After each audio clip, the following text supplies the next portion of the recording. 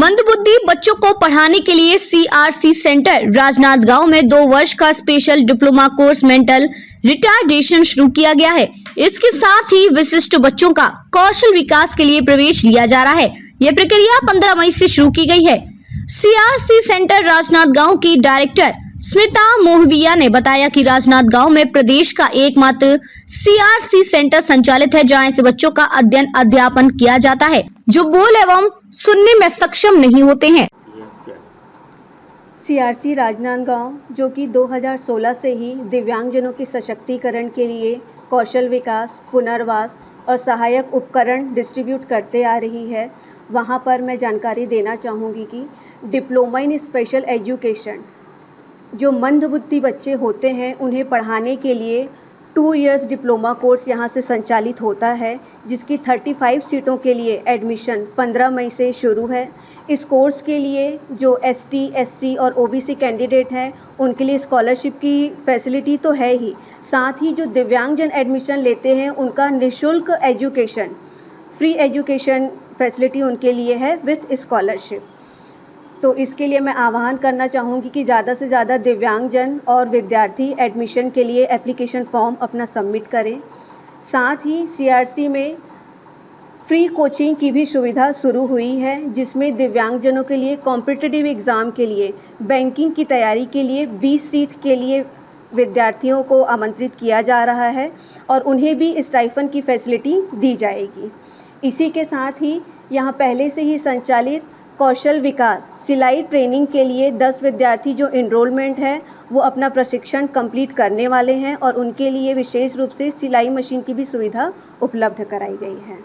साथ ही साथ सीआरसी में शुरू से ही एडिप स्कीम और दिव्यासा केंद्र के वायश्री योजना के अंतर्गत विभिन्न सहायक उपकरण जैसे कि मंदबुद्धि बच्चों के लिए teaching learning material, TLM kit, जिन्हें सुनने की परेशानी होती है उनके लिए डिजिटल हियरिंग एड, जिन्हें देखने के लिए परेशानी है उनके लिए स्मार्टफोन, स्मार्ट केन ये, और जिन्हें चलने में परेशानी है उनके लिए tricycle, motorised tricycle, wheel chair, walker, ये सारे उपकरण निःशुल्क उपलब्ध हैं।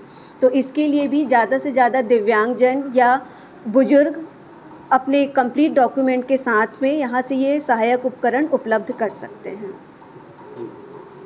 राजनांदगांव स्थित सीआरसी सेंटर में कृत्रिम अंग का निर्माण एवं वितरण किया जाता है। इसी कड़ी में यहाँ ट्राईसाइकिल सहित अन्य उपकरण का वितरण किया।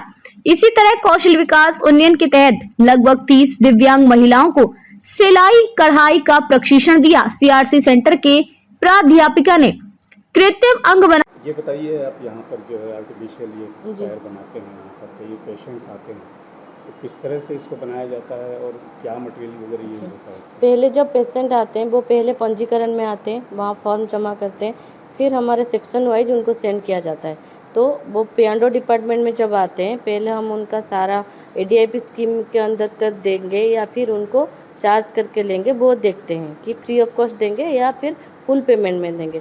वो प्रोसेस के बाद वो सारे डॉक्यूमेंट जमा करते हैं हमारे पास। उसके बाद हमारा फास्ट पेज होता है कास्टिंग। तो पहले हम उनका नाप लेते हैं, मेजरमेंट लेते हैं, फिर उसके बाद हम उसको जो नाप लिया उसको बोलते हैं नेगेटिव कास्ट। फिर उसके बाद उसको हम पोरिंग करते हैं, उसका जब प्रोसीजर होता है मोल्डिंग करते हैं। उसके बाद ये आता है फाइनल प्रोसेस होके ये आता है ऑर्थोसिस। जैसे ये छोटे बच्चे का है, इसको बोलते हैं अंकल फुट ऑर्थोसिस। ऐसे ही जिनका पैर कटा हुआ होगा घुटने के नीचे या घुटने के ऊपर, उनको हम बिलोनी प्रोस्थेसिस और बिलोनी ऑर्थोसिस देते हैं। बिलोनी प्रोस्थेसिस और एबोवनी प्रोस्थेसिस देते हैं। वो ये ओभर में बनता है उनका। तो पहले बनने के बाद उनका हम ट्रायल लेते हैं। फिर एक पेशेंट को हम 1 महीना तक उसके पीछे मतलब उसको सारे गेट ट्रेनिंग देते हैं। वो कैसे फ्लैट सरफेस में चलेगा, फिर कैसे इंक्लाइन सरफेस में चलेगा, फिर स्टेयर क्लाइंबिंग कैसे करेगा, दोनों हाथ पकड़ के चलना, फिर सिंगल हाथ पकड़ के चलना, फिर पूरा हाथ छोड़ के चलना। ये सब उनको ट्रेनिंग देने के बाद ही फिर हम उनको डिस्चार्ज करते हैं यहाँ से। कितना वक्त लगता है एक जैसे फुट जैसे आपने बनाया है उसको बनाने? ओके, एक वीक के अगर बिलोनी प्रोस्थेसिस हम करें विदाउट एनी अदर वर्क तो हमको मैक्सिमम 15 दिन चाहिए। अगर न्यू यूजर है और उसका पैर कटा हुआ है, वो पहली बार प्रोस्थेसिस पहन रहा है, अगर वो मतलब ओल्ड यूजर होगा, पहले से प्रोस्थेसिस पहन चुका होगा, उसको हम 2 दिन में डिस्चार्ज कर सकते हैं। अभी तक कितना बना चुके हैं आप, कितना वितरण कर चुके हैं? अभी तक हम हमारे CRC सेंटर में 100 से ऊपर प्रोस्थेसिस और 3 से 400 से ऊपर ऑर्थोसिस डिस्चार्ज कर चुके हैं। अपना नाम बताइए। मेरा नाम चुनमुन मोहांती है, मैं इस सेंटर का प्रोस्थेटिस्ट एंड ऑर्थोटिस्ट हूँ। लगाने की विधि की जानकारी दी। CRC सेंटर में अपने पैर पर उपकरण लगाने पहुंचे मरीज ने CRC सेंटर को वरदान बताया है। उनका कहना है कि गैंग्रीन बीमारी के चलते उन्हें एक पैर कटवाना पड़ गया था, लेकिन अब CRC सेंटर से कृत्रिम अंग मिलने से उन्हें चलने में सुविधा हो रही है। CRC सेंटर में अगले सत्र से साइन लैंग्वेज पाठ्यक्रम शुरू किया जाएगा। राजनांदगांव से विजन टाइम्स न्यूज के लिए लोकेश रजक की रिपोर्ट। बताइए आप, क्या हुआ था आपको? मेरे को पैर में गैंग्रीन हो गया था।